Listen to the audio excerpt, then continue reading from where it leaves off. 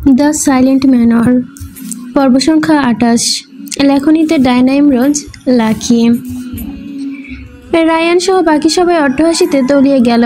একচোখা ব্যক্তি তাদের হাসিতে থামিয়ে বলল, এত হাসো না, আগে রক্তচোষককে খাইতে দাও, ও ক্ষুধায় ছটফট করতেছে। দুইজন পায়চারি শামসুরের দেহখানি বাঘের সামনে দিল। রক্তচোষী বেশ আরাম করে খাওয়া শুরু করেছে। শামসুয়ের একটি হাত রক্তচোষীর মুখের দিকে কর্মর শব্দ হচ্ছে। মানুষের হাড় ভাঙার শব্দে ফারদিনা প্রথম শুনছে।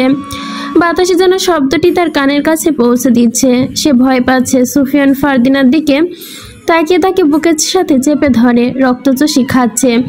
একচোখা ব্যক্তি বলল, আজও একটা মানুষ খাইছে, পেট পুরোপুরি ভরে নাই। এরকম চলতে থাকলে আমাদের রক্তচোষী দুর্বল হইয়া যাইব। আবির বসা থেকে উঠে দাঁড়ালো, দুহাত পেছনে বেঁধে বলল, তুমি আছো কিসের জন্য? গ্রামে কে বা কারা একমাত্র সন্তান এবং নিখোঁজ যারা আছে তাদের খোঁজ নাও, এরপর আবার সন্ধান দিবে। একচোখা ব্যক্তি বলল, আজ্ঞে, আপনারা যা কইবেন আমি তা অক্ষরে অক্ষরে পালন করব। সায়েম বলল, ভাইয়া আব্বা নিশ্চয়ই আমাদের অপেক্ষা করছে, চলো এখন যাই। রায়ান একচোখাকে লক্ষ্য করে বলল, রক্তচোষীকে নিয়ে যাও, ওরা সাবধানে রাখবে। একচোখা মাথা নাড়িয়ে সম্মতি জানালো। এরপর সে চারদিকে গভীর দৃষ্টি গোলাকারভাবে দেখলো, যেন তারা ছাড়া এখানে ফারদিনা বা সুফিয়ান আছে তা উনি টের পেয়েছে। রক্তচোষী শামসুর দেহটা স্বাদ করে খাচ্ছে। শরীরের সবটুকু অংশ প্রায় খাওয়া শেষ, এখন শুধু মন্টুটা বাকি। শামসুর ওর বুকের অংশটুকু রক্তচোষী খেতেই মন্টুটা একদিকে সরে যায়। রক্তচোষী কিছুটা গর্জে ওঠে।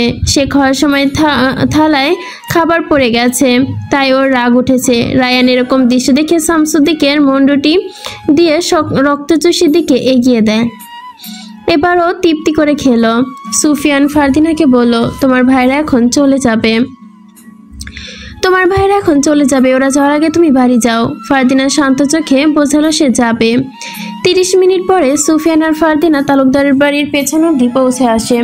ঝিলমিল সেখানে অপেক্ষা করছিল। পেছন অবধি দিয়ে আসে, ঝিলমিল সেখানে অপেক্ষা করছিল। ফারদিনা নিষ্প্রভ ভঙ্গিতে এবার সুফিয়ানের দিকে দেখল। এরপর প্রাচীরের একটি ছোট দরজা খুলে ভেতরে যায়। সুফিয়ানের সমস্ত শরীরের বল শক্তি ছেড়ে এক পা দুপা করতে করতে পিছোতে হচ্ছে। তার দৃষ্টি ফারদিনার ঘরের দিকে। অন্ধকার তার ঘর। ফারদিনার ঘরে পৌঁছাতে আলো জ্বলবে। সুফিয়ান সেই আলোয় অপেক্ষা করছে। তার পেছনে জন্তু জানোয়ার না পরীক্ষা সেসব নিয়ে ভাবছে না। তার পেছনের অংশে বিশাল ক্ষেত হলেও রাতে অন্ধকার বিষাক্ত কত কি থাকতে পারে। সুফিয়ান নিজের ক্ষতির কথা মোটেও ভাবছে না। সমস্ত ভাবনা জুড়ে ফারদিনা। কয়েক মিনিট হয়ে গেছে। ফারদিনার ঘরের দিকে তাকালো, এখন আলো জ্বলেনি। এর মানে ফারদিনা ঘরে পৌঁছায়নি। সুফিয়ান ঘাড় উঁচিয়ে তাকিয়ে রইল, হাঁটা থামিয়ে দেয়। অবশেষে ফারদিনার ঘরে আলো জ্বলে উঠেছে। ফারদিনার ঘরে পৌঁছেছে। সুফিয়ান এক চিলতে হাসি আনলো ঠোঁটের ফাঁকে। ফারদিনা ঘরের জানালা খুলে দিল। তার ঘরের পেছনের দিকে জানালা খুলে দিলে পূর্ব দিকটা পরিষ্কার দেখা যায়। সুফিয়ানের সাথে সে সবসময় দেখা করতে পূর্ব দিক থেকেই যায়। ফারদিনা ক্ষেতের দিকে দেখলো, সুফিয়ান দাঁড়িয়ে আছে। চাঁদনি আলো স্পষ্ট দেখা গেলেও বোঝা যাচ্ছে সুঠামদের অধিকারী সুফিয়ানই এখানে। ঝিলমিল ফারদিনার পাশে দাঁড়িয়ে বলল, এত ঘুরোস, তারপরও মন ভরে না, আবার জানালা দিয়া উকি মাইরা তাকায় আসোস। ভালোবাসার মানুষটিকে সাথে সময় কাটালে মনে হয় সময় ফুরিয়ে যায়, সময় যেন উড়ে পালিয়ে যায়। কিন্তু সে যখন কাছে থাকে না তখন মনে হয় সময় দিন ফুরাচ্ছে না। তোর মনে হচ্ছে আমি এতটা সময়ে ছিলাম, তার মানে তোর এই, আর আমার মনে হচ্ছে এই তো গেলাম আর এই তো এলাম। হয়েছে, প্রেমের সংলাপ শুনতে চাই নাই আমি বাপু, এমনিতেই তোর লাইয়া চিন্তায় আসি। যখন তোর রাক্ষসে ভাইগুলো চইলায় বলা যায় না, ভুল বলছিস, আমার ভাইগুলো আসলে রাক্ষসে। সম্ভব হলে হয়তো জীবিত মানুষ খেয়ে ফেলতো। ঝিলমিল নিজে চুলের ঘ্রাণ নিতে নিতে বলে, দেখিস তোর বাসিওয়ালার খাইয়া না ফেলে। একজন কৃষকের লয় প্রেমের সম্পর্ক বইলা আবার মনে হয় না যে তারা মাইনা লইব। না মেনে নিলে কি আমি পালিয়ে যাব? কোথায় পালিয়ে যাবেন? কুদ্দুসের কণ্ঠ। ফারদিনা ঘুরে তাকালো। ঝিলমিল এলোমেলো চোখে তাকালো কুদ্দুসের দিকে। ফারদিনা কুদ্দুসের সম্মুখে হাজির হয়, বলল, কালু ভাই তুমি এখানে? আমি দেখতে কিন্তু অতটাও কালো না। আপনার আব্বা আমারে শুধুই কালো নাম দিছে। আপনি জানেন আমাদের পাড়ায় অনেক মেয়ে আমার জন্য পাগল ছিল। তাই নাকি কালু ভাই? বেশ তো, একদিন তোমার প্রেম কাহিনী আমরা শুনবো। তওবা তওবা, তাহলে প্রেম কাহিনী হবে কেমনে? আমি তো প্রেমই করি নাই। বলা শেষে মুখে হাত চেপে হাসলো ঝিলমিল ফারদিনার দিকে একবার চেয়ে এরপর কুদ্দুসকে লক্ষ্য করে বলল, হুম, আমরা ওই বিষয়ে কথাই কইতাছিলাম। তুমি তো এতদিন এই বাড়িতে কামের লোক, তোমার লগে এত সহজে এই বাড়ির কেউ সম্পর্ক মাইনা নিব না। তাই ফারদিনা কইতাছিল পালাইয়া যাইব তোমার লগে, বুঝছো নি? কুদ্দুস ঝিলমিলের মুখের দিকে এমন কথা শুনে হাস্যোজ্জ্বল মুখে তাকিয়ে রইল ফারদিনার চোখের দিকে। ও স্বপ্নের শহরে হারিয়ে গেল, যেখানে ও দেখছে ধান ক্ষেতের মধ্য দিয়ে ফারদিনার হাত ধরে দৌড়াচ্ছে দুজন।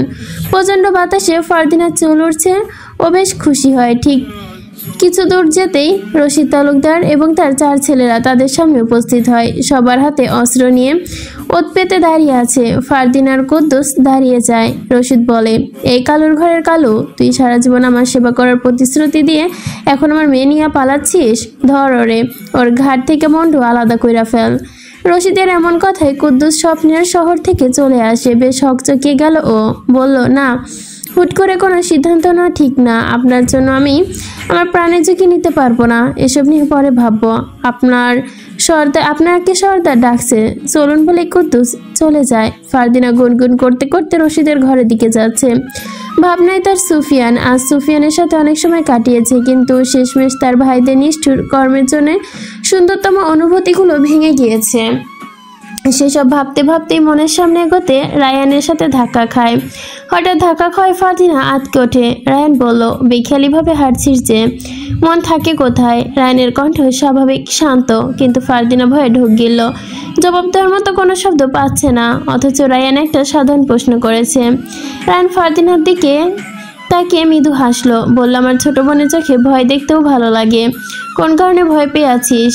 না, আমি আপার ঘরে যাচ্ছিলাম, হঠাৎ তোমার সাথে ধাক্কা লেগে গেছে। কোনো ব্যাপার না, যা। বলে রায়ান যেতেই থমকে দাঁড়ালো। আবার যেন শত্রুদল তাকে পেছন থেকে আক্রমণ করেছে। ফারদিনা যাওয়ার পানে রায়ান ঘুরে তাকালো। কঠিন গলায় বলল, দাঁড়া। ফারদিনা দাঁড়িয়ে যায়, চোখ ঘুরিয়ে বারবার এদিক ওদিক করছে। না চাইতেও ভয়ে গলা শুকিয়ে গেল। রায়ান ফারদিনার দিকে এগিয়ে গেল। তার পায়ের দিকে তাকিয়ে বলল, তোর পায়ে কাদা কেন? বলেই রায়ান ফারদিনার পায়ের কাছে বসে মনোযোগ দিয়ে কাদা দেখলো। এরপর কাদা হাতে নিয়ে বলল, এগুলো তো ক্ষেতের কাদা। দীর্ঘদিন এই ক্ষেতে চাষ করা হয় না, কাদা এখনো শুকায়নি, তার মানে সদ্যই লেগেছে। কোথায় গিয়েছিলিস? ফারদিনা শুধু জোরে নিঃশ্বাস নিল, বুকের ভেতর ধুকধুক করছে। মিথ্যা বললেও সে ফেঁসে যাবে। ফারদিনা জবাব দেওয়ার আগে সায়েম আবির উপস্থিত। সায়েম রায়ানকে বলল, ভাই তুমি রেগে আছো কেন? ও কি করেছে? তোরা এখানে কিছু হয়েছে? চোখ মুখে লাল কেন? জিজ্ঞেস করলো আবির রায়ানের দিকে তাকিয়ে। পায়ে কাদা কেন? প্রশ্নটা ছুড়ে দেওয়া হয় ধীরে, কিন্তু তাতে চাপার আগের ঝাঁজ তার ভাইয়ের। ফারদিনা চোখ নামিয়ে ফেললো নিচের দিকে, জবাব নেই। রায়ান আবার বলল, কোথায় গিয়েছিলি? নিঃশ্বাস ভারী হয়ে উঠলো ফারদিনার, বুক ওঠানামা করলো, ঠোঁট নড়ে, কিন্তু শব্দ আটকে গেল গলার কাছে এসেই। তার নীরবতা আরো ঘন হয়ে পড়ে। ফারদিনা কিছু বলতে পারলো না। ক্ষণিকের ভয়ে যেন চোখ থেকে জল বেরিয়ে এলো তার। সুফিয়ানকে হারানোর ভয়। আবির বলল, তুই ভয় পাচ্ছিস কেন? যেন তোর সামনে বাঘ পড়েছে। সায়েম ফারদিনার মাথায় হাত বুলিয়ে বলে, কাঁদছিস কেন? আমাদের বল।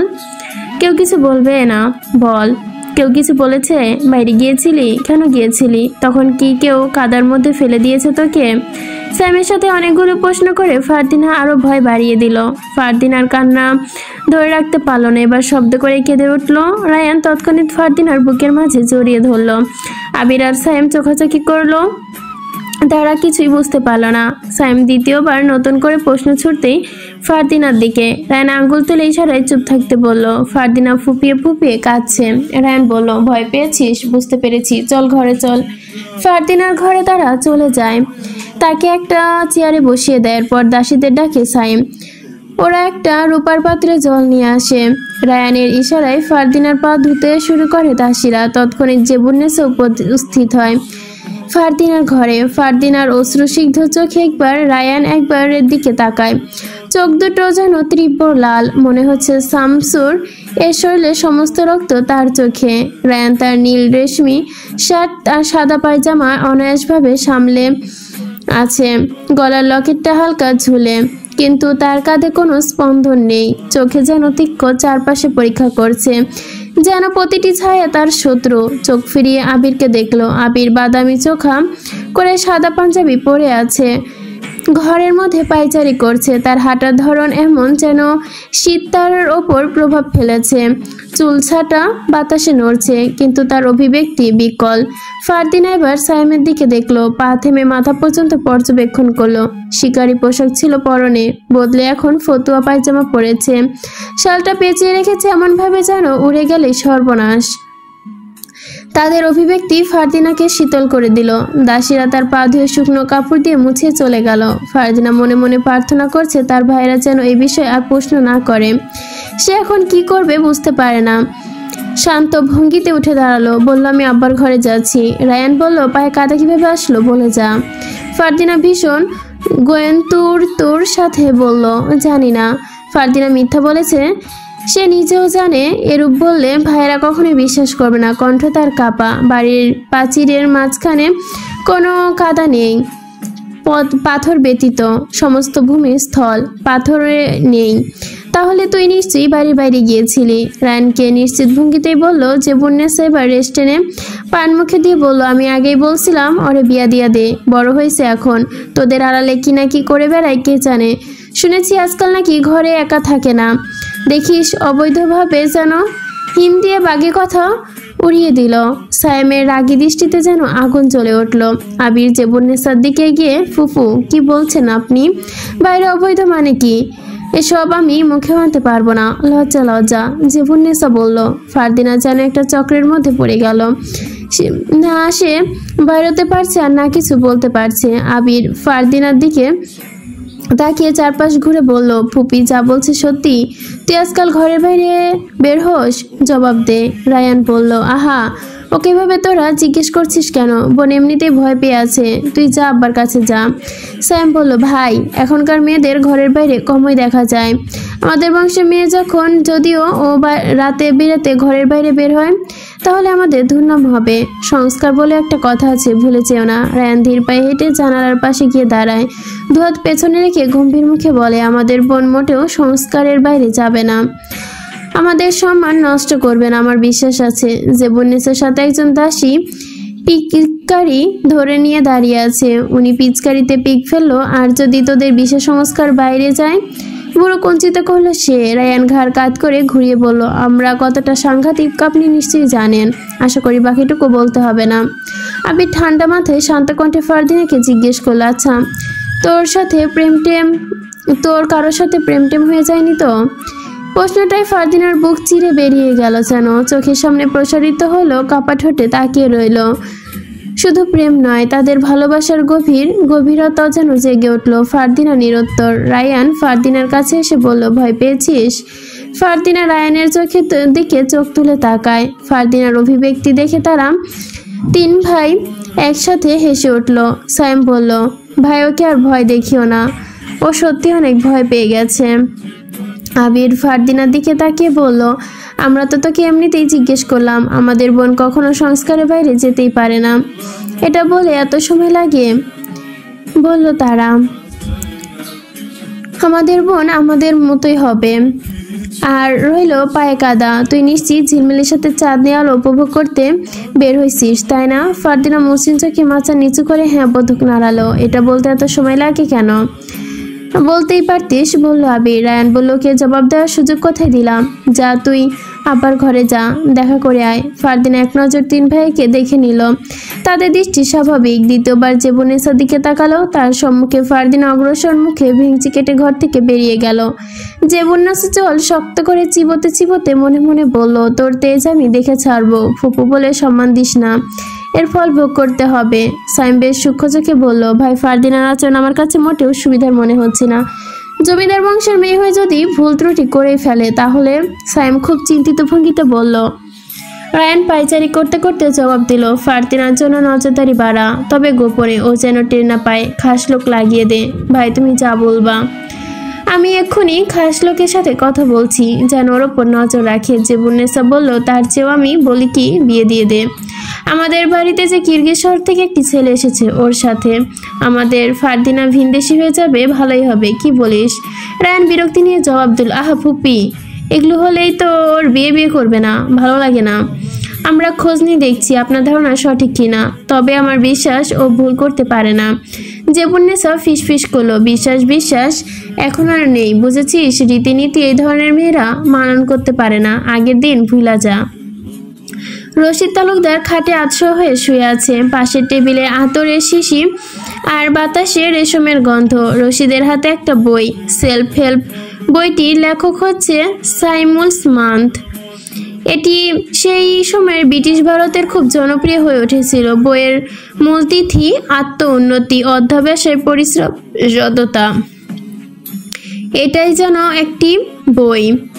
আর এই বইয়ের মূল লেখা হচ্ছে heaven helps those who help themselves. এটা যেন এই বইয়ের মূল বাণী, যার অর্থ ঈশ্বর তাদেরই সাহায্য করে যারা নিজেদের সাহায্য নিজেরাই করে। রশিদ বইটি রেখে হেসে উঠল। তার পায়ের কাছে কুদ্দুস পা টিপছিল। রশিদের হাসি দেখে হাসছে সে।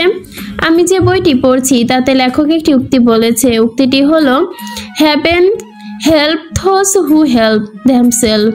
এর মানে কি জানিস? কুদ্দুস বুঝতে পারলো না, কিন্তু পা থেকে হাত সরায়নি।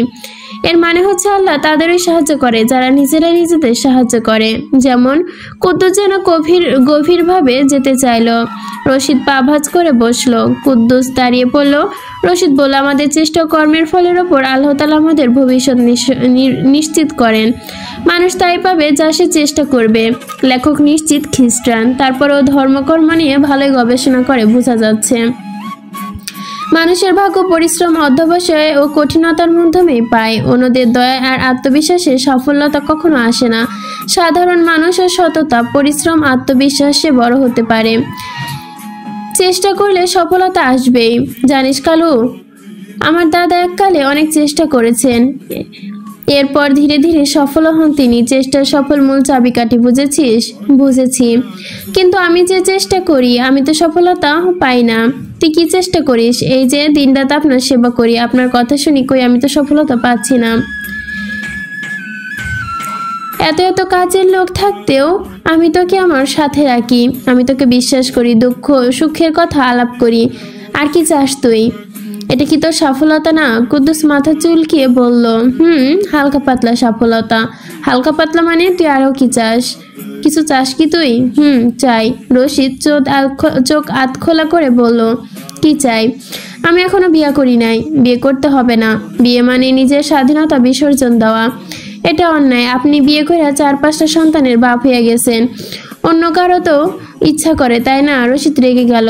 পিকদানিতে পিক ফেলে বলল, হতচ্ছাড়া, আমি তোকে আজই বাড়ি থেকে বের করব। তুই আমার দোষ ধরস? সে বলল, পরে কিন্তু আপনি আমারে খুঁজা পাবেন না, বইলা দিলাম। তোর মতো একটা গেলে 10টা আসবে। তোর মতো কালুর বাপরে না পেলে আমার কি হইব? কুদ্দুস মাথা নিচু করে যেতে যেতে রশিদকে এর দিকে দেখলো। রশিদের আগে লাল হয়ে মাটিতে যেন ঢুকে পড়তে চাইছে। এইবারটা কুদ্দুস আমাকে কথা শুনিয়েছে, 4 আনার কাজের লোক আমায় কথা শুনিয়েছে। এটা ঘোর অন্যায়। অন্যায়, অবশ্যই অন্যায় বলে ফারদিনাকে দেখতে পেয়ে তিনি বসে পড়লেন বিছানায়। ফারদিনাও বসলো, বলল, আব্বা তো রাগ করবেন না। হাকিম বলেছে বেশি রাগলে আপনার রক্তচাপ বেড়ে যায়। এই বয়সে এতটা উত্তেজনা ভালো না। রশিদের রাগের মাত্রা আগে থেকে যেন আরো বেড়ে গেল। তার বয়স তুলে কথা বলেছে। যাই হোক, নিজের এখনো 30 বছরের যুবকী মনে করে সে। তরতাজা পুরুষ, দাড়ি, মাথা ভর্তি চুল, কুচকুচে কালো। বয়স দুটো সংখ্যা বললেই মাত্র আর কি। বিছানা ছেড়ে নেমে হাঁটু ঠুকে ঠুকে বলল, শোন বেয়াদব মেয়ে, আমার বয়স এখনো 50 হয়নি, আর তুই আমাকে বুড়ো বলছিস। আব্বা, আমি আপনাকে একবারও বুড়ো বলিনি, আপনিই বুড়ো বলছেন। আমার ভাইয়ের থেকেও আপনাকে আমাদের ভাইয়ের থেকেও জোয়ান লাগে। ফারদিনা রশিদকে দেখে হাসলো। রশিদের এখন বয়স 50 ছাড়িয়েছে। রশিদ বলল, আজ রাতে জাগতে চাচ্ছিস তাই না? তোকে আমি একটা কথা জিজ্ঞেস করবো বলে ডেকেছি, কিন্তু তুই আমার মন ঘুরিয়ে দিলি। আব্বা, এখন আবার মন ঘুরিয়ে আনন, বলুন কি জিজ্ঞেস করবেন? রশিদ ধীরে ধীরে হেঁটে রেশমি গদি মোড়ানো ইজি চেয়ারে বসলো। মুখের রং পরিবর্তন করে নির্বাক ধরনের বলল, আমি জানতে পেরেছি তুই আজকাল রাতে ঘরের বাইরে বের হোস। আমার কাছে প্রমাণও আছে। না, শুধু শুনেন, আমার কাছে প্রমাণ নেই, শুনেছি। আপনার মতো একজন জ্ঞানী ব্যক্তি শুধু মুখের কথায় বিশ্বাস করলো। ফারদিনা খাট থেকে নেমে দাঁড়ালো। আমি বিশ্বাস করিনি বলেই তোকে জিজ্ঞেস করছি। রশিদ কিছুক্ষণের জন্য থেমে গেল, আবার বলল, জানিস ফারদিনা, আমার ব্রিটিশ প্রশাসনের সাথে ভালো সম্পর্ক ছিল, আমার বেশ নামডাকও ছিল আলিমনগর শহরেও। আমি শহরে গেলে বেশ লোকজনের ভিড় হতো, সম্মান করে সবাই আমাকে সম্মান অর্জন করতে শিখিয়েছে। এটি কিন্তু খুব কঠিন বিষয় না? কঠিন বিষয় কি না বল? জি কঠিন, ফারদিনা ভাবলেশীন ভাবে বলল। এই সম্মান ধুলে মিশে গেলে কষ্ট পাবো কিনা? ফারদিনা এবার রেগে গেল, প্রচন্ড রাগ হচ্ছে তার। আজ সকালে কার মুখ দেখে উঠেছিল যে একই প্রশ্ন সবার কাছ থেকে শুনতে হচ্ছে তার। জি কষ্ট পাবেন, আশা করি তুই বুঝতে পারছিস আমি তোকে কি বোঝাতে চাচ্ছি। জি, তাহলে আমি কি বলতে চাইছি মনে থাকবে? জি মনে থাকবে। আমি এখন যাই? যা, তবে নিজেকে নিয়ন্ত্রণ কর। ফারদিনা রশিদের ঘর থেকে বেরিয়ে যায়। রশিদের ঘরের পর অন্তর্মহল, অন্তর্ঘর পেরিয়ে হাঁটতে হাঁটতে নিজের ঘরে যাচ্ছে। যতই পা বাড়াচ্ছে আক্রমণ, পায়ের শক্তি যেন ফুরিয়ে যাচ্ছে, চাঁদের আলো নিভে যাচ্ছে, সে মশালের আলো ধরে হাঁটছে। সুফিয়ানের কথা ভাবতে ভীষণ মনে পড়ে। আজকে তার 3 ভাই, আব্বার কথার মনে হচ্ছে সুফিয়ানের সাথে তার সম্পর্ক কেউ মানবে না, সে নিশ্চিত। সুফিয়ানের কথা সে আর কাউকে জানাবে না, তাকে নিয়ে দূরে কোথাও পালিয়ে যাবে, এটাও সে নিশ্চিত করে নিল। পথে ঝিলমিলের সাথে দেখা হলো। ঝিলমিল ছুটে কোথাও যাচ্ছিল, চোখ মুখে উদ্বিগ্নতা। আজ হাতে কোনো খাবার নেই ওর। ফারদিনা জিজ্ঞেস করলো, ছুটে যাচ্ছিস কোথায়? ঝিলমিল ধীর ভাবে বলল, আমি জানতে পারছি কি হয়েছে। কি জানতে পেরেছিস? তোমার ভাইয়েরা তোমার ওপর নজরদারি রাখার লাগিয়া খাস লোক জোগাড় করতেছে, তোর ওপর সবসময় নজর রাখবো। ফারদিনা মুখে হাত চেপে থ মেরে গেল, বলল, কি বুঝছিস? ফারদিনা আশ্চর্য হলো। ঠিকই কইতাছি, এখন থেকে যা করবি সাবধানে। সাবধানে চোখের নজর কিভাবে রাখে? প্রশ্নটা ছুড়ে দিল সুলেমান সুফিয়ানের দিকে। সাত সকালে সুলেমান সুফিয়ানের বাড়িতে হাজির। সুফিয়ান রাঙাকে ঘাস খাওয়াচ্ছে, রান্নার রেশ ধ্বনি তুলছে। খাবার পেয়ে খুশি সে, তার থেকেও বেশি খুশি যেন সুফিয়ান। সুলেমান সুফিয়ানের মাথা থেকে পা পর্যন্ত দেখলো। সুফিয়ানের মাথায় গামছা বাঁধা, পরনে সেন্ডো গেঞ্জি, গায়ে লুঙ্গি, হাঁটুর ওপর যেন ভাঁজ করে রেখেছে। সুলেমান জিজ্ঞেস করলো, আপনি কি শরীর চর্চা করেছেন? সুফিয়ান রাঙাকে ঘাস খাওয়াতে খাওয়াতে জবাব দিল, হ্যাঁ। সৌন্দর্য ধরে রাখতে হবে তো, আজ অনেক শীত, চারদিকে কুয়াশা ঘেরা, তার মধ্যে আপনি পোশাক পরেন নাই, ঠান্ডা লাগে না? শরীরে রক্ত আর মস্তিষ্ক গরম হয়ে উঠেছে, ঠান্ডা ভর করছে না? ঠান্ডা মানুষের ওপর ভর করে, অবশ্যই করে। মানুষের ওপর সবকিছুই ভর করতে পারে যদি সেই ভর বহন করার সুযোগ দেয়। মাঝে মধ্যে আপনার কথার অর্থ বুঝি না আমি, সবকিছুর অর্থ বুঝতে হবে না। আজ কি কাজ নিয়ে এসেছিস সেটা বল। সুফিয়ান ছোট্ট করেই জবাব দিল। সুফিয়ান রাঙাকে খাবার দিয়ে দিঘির পাড়ে গেল, গোসল করবে। সুফিয়ান সবসময় সকালে গোসল করে, সকালে গোসল করলে শরীর উপকারী হয়। রাতে নিজাম হায়দার সুলেমানের পেছন পেছন গেল। সুলেমান ঘাটে লুঙ্গি আর গামছা রেখে সিঁড়ি বেয়ে জলে নামলো। সুলেমান আশপাশটা তাকিয়ে দেখছে। সুফিয়ান জলে ডুব দিল। সুলেমান সতর্কতার সাথে একটু এদিক ওদিক তাকিয়ে কোমর ভাঁজ করে একটা ছোট্ট ছুরি বের করলো। ছুরিটা নিয়ে জলের দিকে নামতে মনে হলো দূর থেকে কেউ দেখছে। সুলেমান সুফিয়ানের আড়ালে ছুরিটা পুনরায় কোমরে ভাঁজ করে নেয়। ঘাড় ঘুরিয়ে সুফিয়ানের বাড়ির দিকে তাকায়। এক লোক চাদর মুড়ি দিয়ে দাঁড়িয়ে আছে রাঙার কাছে। সুফিয়ান জল থেকে উঠে এলো, শরীর মুছতে মুছতে বলল, কি দেখছিস? ওই দেখেন, কেউ রাঙার কাছে দাঁড়িয়ে আছে। সুফিয়ান সরু চোখে খেয়াল করলো, লোকটা রাঙার নয় বরং গাছের লতাপাতার ফাঁক দিয়ে সুফিয়ানের দিকেই তাকিয়ে আছে। সুফিয়ান কাঁধে গামছা রেখে বাড়ির দিকে হাঁটলো। চাদর মুড়িদা লোকটাকে শক্ত হয়ে এক জায়গায় দাঁড়িয়ে আছে, যেন সে যন্ত্রের তৈরি। সুফিয়ান লোকটির সামনে উপস্থিত হলো।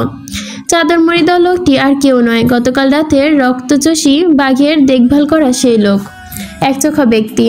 লোকটি এমনভাবে সুফিয়ানকে তাকিয়ে আছে, খানিকটা অবাক হলো সুফিয়ান। হাবভাব সাধারণ মানুষের মতো নয়। সুলেমান লোকটাকে কপাল ভাঁজ করে তাকিয়ে থাকতে দেখলো। সুফিয়ান তাকে জিজ্ঞেস করলো, কে আপনি? এখানে কি চাই?